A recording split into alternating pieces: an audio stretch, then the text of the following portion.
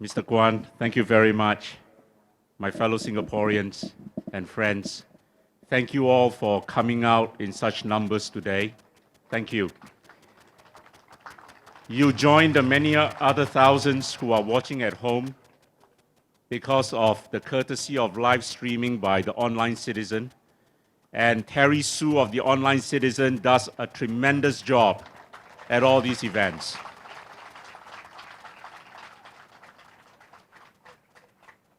Mr. Kwan spoke about Robert Kennedy and how he was appointed by his brother John F. Kennedy as the Attorney General of the United States. One other point that many people fail to realize is that Robert Kennedy had actually been a prosecutor during his career. Not a long career as a prosecutor, but a prosecutor nevertheless. And I think that experience as a prosecutor is important when you occupy the position of the Attorney General, because you are invested with a lot of prosecutorial discretion. Who to prosecute, who not to prosecute. Lucien Wong, I will say this, is perhaps the best commercial lawyer Singapore has produced for a very long time. But it is also fair to say that he has never practiced litigation during his career. So I do not want to engage in a further debate on this subject, but I think people should know the facts so that we all know whether at the end of the day, a person who's appointed to one of the great state offices can do the job properly.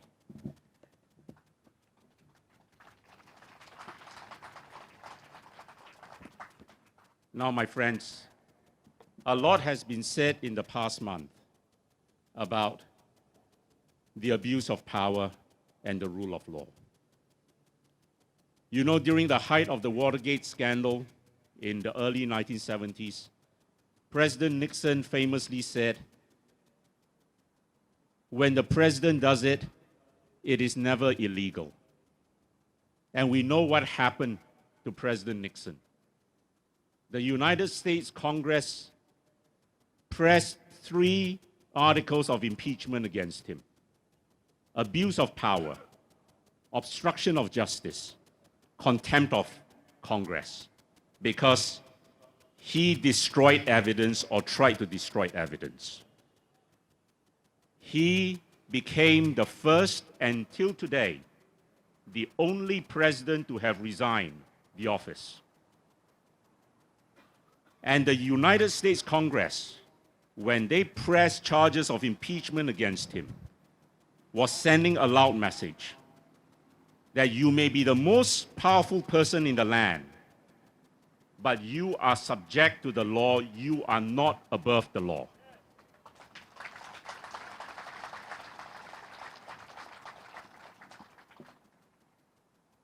They expressed, through their action, they expressed what a very famous English-American political philosopher, Thomas Paine, said in 1776.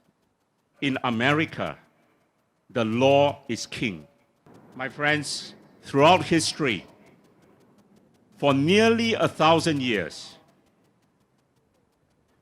people have always had to contain the tyrannical and despotic tendencies of their rulers. The English are very proud of the fact that over 800 years ago, they extracted from a very reluctant King John the great charter known as the Magna Carta. And this Magna Carta rejected any notion that the supreme power in the state is unbridled, is unaccountable. So the king has to obey the same law as an ordinary citizen. And the English demonstrated this to tremendous effect in 1649 when they tried and they executed a king, King Charles I, who had been engaged in a long civil war with Parliament. Over the span of 5 years, 1 out of every 10 Englishmen died on the battlefield. Eventually, the king's forces were defeated. He was captured as a prisoner. Parliament set up a special court to try him. They tried him on charges of treason and tyranny. And when Parliament proposed that, you know what was the initial reaction? England then had 3 chief justices from the 3 common law divisions. They all told Parliament, you can't do that, because the king can do no wrong. The king is the law. And when they tried to get lawyers to draft the charges against the king, no lawyer wanted to take up the task. Eventually, they found a radical barrister by the name of John Cook. And reluctantly, they had to appoint him as a Solicitor General to press charges against the king. And John Cook drew up the charges. And the charge basically read, you, the King of England, you are not a person.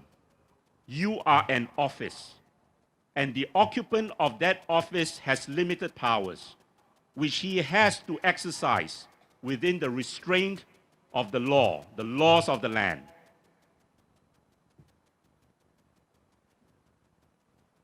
And, my friends, that really was the start of what today the world knows as the rule of law. When we say the rule of law, we mean, besides other things, a system to check the powers of state and make sure that our rulers do not overstep the boundaries. Now, in 2 years' time, we will celebrate the bicentennial of our founding. In 1819, Raffles landed on our shores and founded Singapore. And from that time onwards, the British bequeathed us this system called the rule of law. Many of our forebears came from various parts of Asia, from China, from India, from Malaysia, from the Indonesian archipelago. Many of them were indentured laborers, which means they came here under contract to work, very often for free in exchange for a free passage to a new country. But by the end of the 1800s, Singapore had become one of the great port cities in the world, one of the great metropolises of Asia. They may have started out poor, but many became prosperous and built a better life for themselves. And they were able to do this because of the rule of law. And you look at all the other colonies which were under the rule of the British, Hong Kong, America, the same thing happened. So we are fortunate in the sense that the most precious thing that the British colonial masters ever bequeathed us was the rule of law. But our forebears didn't have that fortune when they were in their native land. If you were in China in those days, you were subject to the whims and the caprices of warlords, of native rulers. If you were from India, you had to contend with the Rajas, the Thakus, the Nawabs. There was no unifying law. Many of our neighbors are not so fortunate. I give you an example. You look at Indonesia. For 350 years, colonized by the Dutch. And you know, for many of those 350 years, no Dutch citizen back in Holland had to pay any taxes. Because Indonesia was so rich, the Dutch Indies Company carted all the riches back to Holland. They plundered the country. They may have introduced Dutch law into the legal system, but there was very little rule of law. Instead, They use corruption. They use nepotism. They use favoritism to control the huge archipelago. And today, our Indonesian neighbors are still trying manfully to eradicate this terrible disease. So I say, let us be thankful for what we Singaporeans have over the years been accustomed to, the rule of law. It is something that all of us can agree on. And in a multicultural society where we have differences of race, color, religion, wealth, it is perhaps the greatest unifying factor for our country. But I am very sad to say that over the course of the last 1 month, we have come to realize that we do not have sufficiently robust institutions to ensure that this will carry on. I do not need to repeat because many of my friends before me have already done so. Grave charges of abuse of power were leveled against the Prime Minister and his government by his siblings. I am not as kind, and I agree with Dr. Ang. I am not as kind as Mr. Lau Tia Kiang, who said that the evidence was scattered, was vague. As a lawyer, in my view, there were at least 2 instances where the rule of law was not followed. Number 1 was the so-called secret ministerial committee. I'm using a term that the siblings themselves used, although the Deputy Prime Minister Teo Chee Hean came out subsequently to say why the committee was not secret. But my point is this. That committee, to me, in its terms of reference, certainly in the second term of reference, where it said it was trying to determine the intention of Mr. Lee Kuan Yew with regards to 38 Oxley Road. That was unlawful. My friends, it is a very important feature of the rule of law that ministers, when exercising their power, must do so in good faith and within the boundaries of their authority. We don't suggest or agree to the Chief Justice making transportation decisions for the country or making investment decisions for the country. Likewise, those ministers had no business trying to determine what was the intention of Mr. Lee Kuan Yew with regards to his house.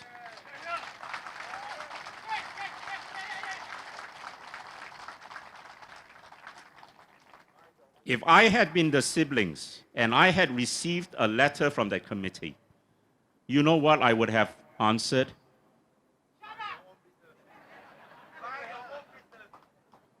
My answer would have been, who are you? Who are you? Who gave you the authority to cloak yourselves with some judicial authority to determine what was the intention of my late father?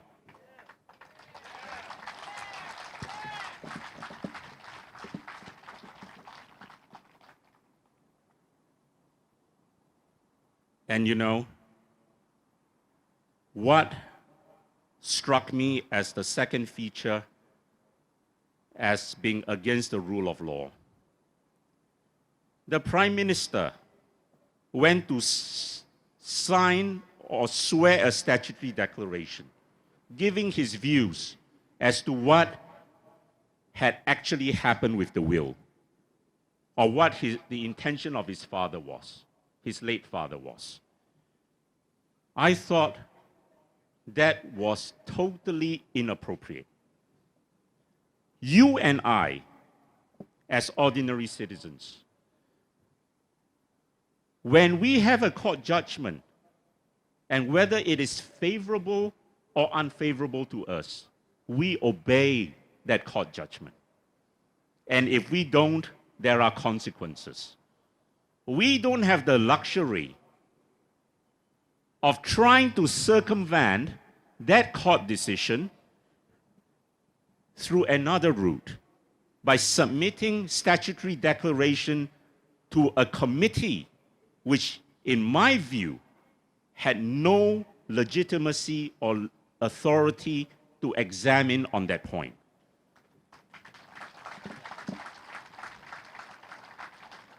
It is what lawyers call a collateral attack on a court decision. And every public official, when he takes that oath of office, swears to uphold the rule of law, to uphold the law of the land.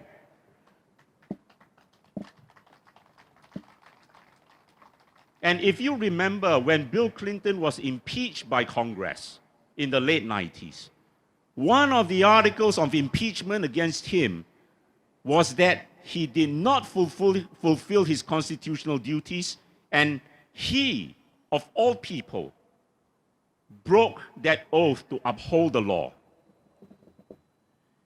Now, I am not going to stand here making all sorts of accusations, trading arguments, whatsoever. Suffice to say, at the end of the day, to me, very serious allegations had been raised by the siblings of abuse of power. The Prime Minister chose not to sue them. He gave as the reason that to do so would be to besmirch his parents' name.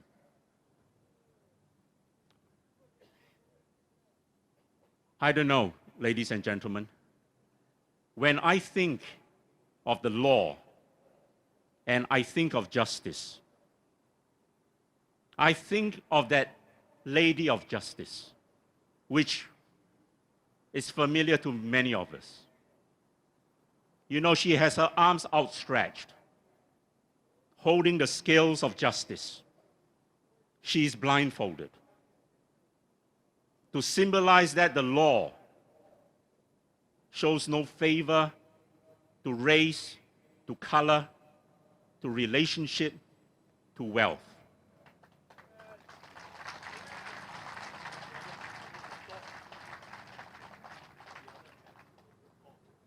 If he decided not to go down that route, there was a very clear route to take. It was to call for an independent commission of inquiry.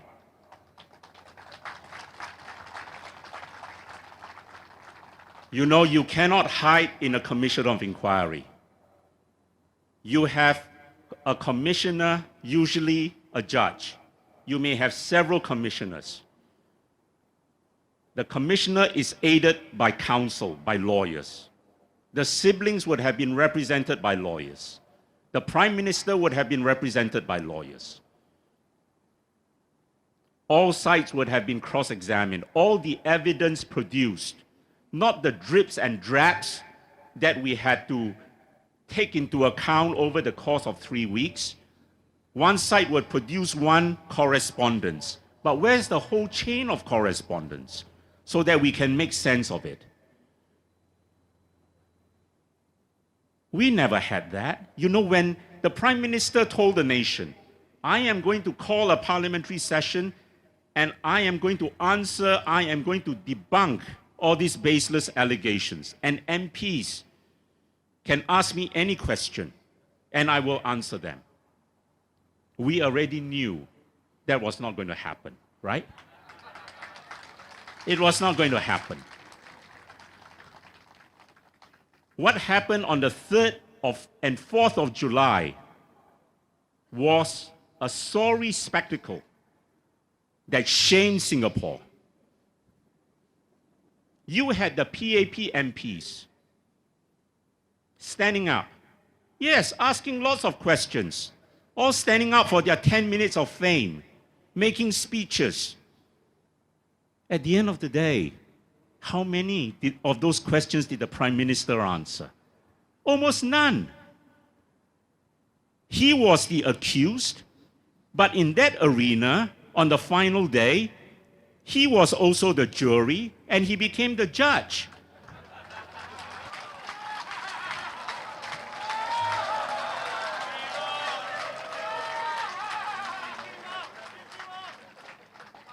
And he cleared himself. He cleared himself. And he had support from his colleagues, people like Goh Chok Tong. When I heard Goh Chok Tong tell the Singapore people, you believe me in the integrity of the Prime Minister, because I brought him into politics more than 30 years ago. He was my DPM and all that. I was thinking, am I listening to the village chief, or what the Indonesians call the Kepala Desa?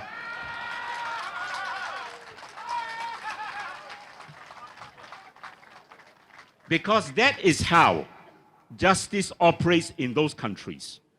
You listen to your village chief because he is the one who dispenses justice. So I tell the Prime Minister, if you do not want this taint to hang over you, like the sword of Damocles, call a commission of inquiry and debunk your siblings' allegations in there. Demolish them. His late father was very favorite of, was always used this phrase, demolish, debunk. You do the same in a commission of inquiry in the full sight of Singaporeans. And this is not something to trifle with. The rule of law and the abuse of process is the foundation of our political society. Even if it takes 1 year, 2 years, you do it. And you know what is the other thing that disappoints me from this whole episode? It is the failure of our constitutional system. We are supposed to have a constitutional system whereby the president has the powers under the Commission of Inquiries Act to call a commission of inquiry. He can do so when there are allegations about the integrity of the public service, about the management of any public division, or if he thinks that it affects the public welfare of Singapore. Section 2 of the Commissions of Inquiry Act. Throughout this episode, we have not heard a peep squeak from him. And the president has only 2 constitutional duties. 1, to safeguard our reserves, and 2, to protect the integrity of our public service. And on this most important charge, on this gravest charge, he chooses not to do anything. Now, gentlemen, ladies and gentlemen, the presidential elections are upcoming. Over the last 1.5 years, you have seen how the Constitution has been emasculated. The establishment has given us all sorts of arguments why it needs to be a reserved election. And I pray that Dr. Tan Cheng Bock will succeed in the appeal.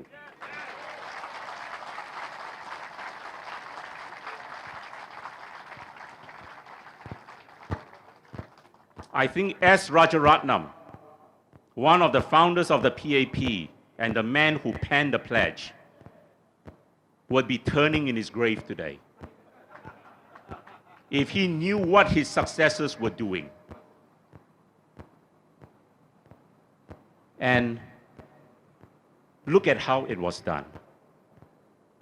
In the 5 long years after the last elections in 2011, the last presidential election, until the end of 2015, did we hear any murmur, any discontent from the ground anything from any of the PAP politicians that the system couldn't carry on like that, because for 47 years we have not had a Malay president.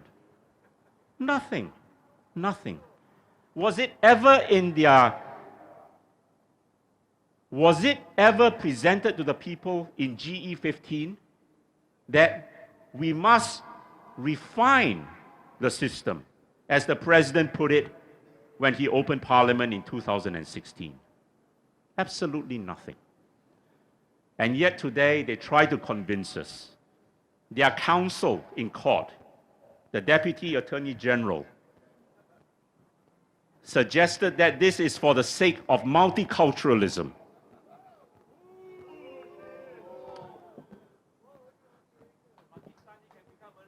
And you know, they call this meritocracy.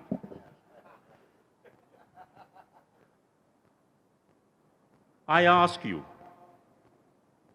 for the upcoming election, whether it is a reserved election or not, you should go and ask every single candidate who desires to be president, will you, in the present circumstances, convene a commission of inquiry?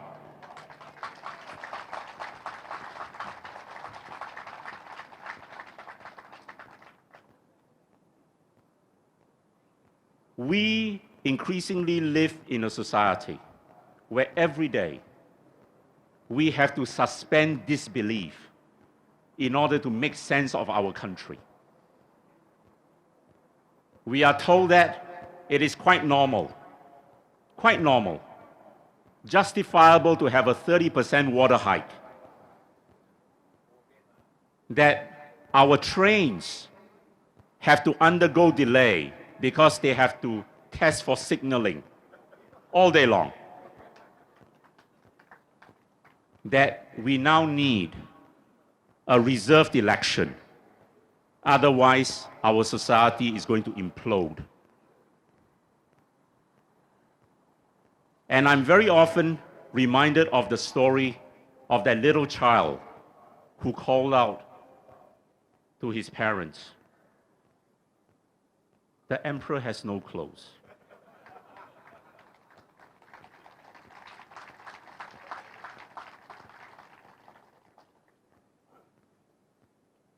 My friends, we have a duty as Singaporeans to seek the truth, to speak the truth, and to spread the truth. Let us not allow the fog of propaganda by the PAP to cloud our judgment.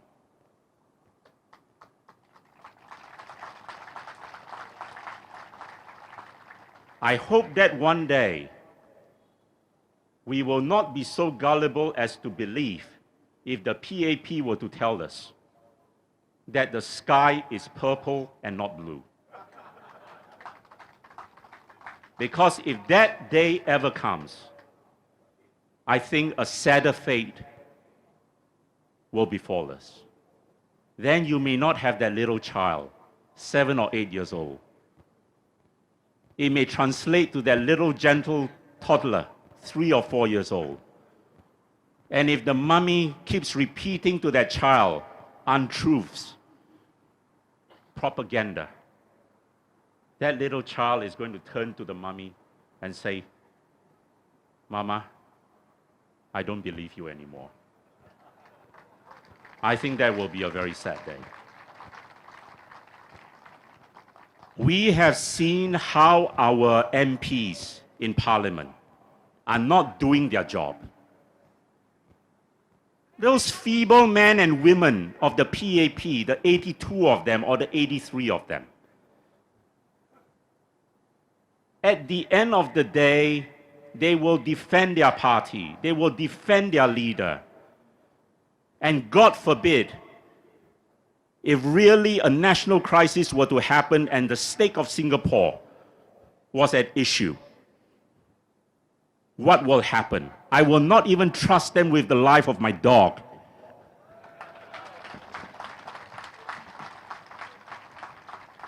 And so I say, It is time for us, ordinary citizens, to come together and to do more for our country. Many of you, I know, are active on social media. You are what many will call keyboard warriors. But it is time to do more. Every one of us has a talent. Every one of us has the passion. We don't have to rely on these so-called scholars who have run down our national enterprise, caused our assets to be sold. And so, I am announcing to you today, I am forming a citizens' movement called Project Freedom.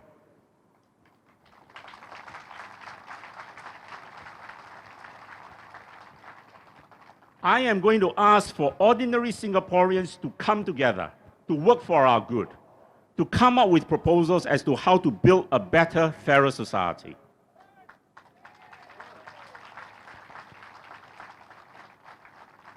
We may think that our job, our business, dictates our lives.